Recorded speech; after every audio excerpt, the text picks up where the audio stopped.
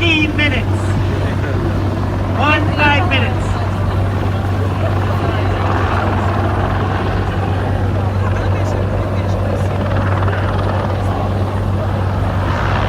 Gonna show you the most famous street in New York.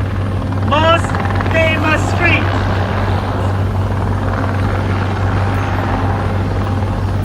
Where you see the black skyscraper closest to us here, and the white one to the right of it, between, that is Wall Street. Black skyscraper white.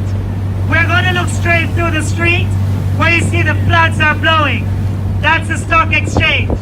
To the end of the street is the Trinity Church. That's where the first president of the United States, George Washington, had his inauguration. Come on, we look into the street now. Remember the black skyscraper and the white one right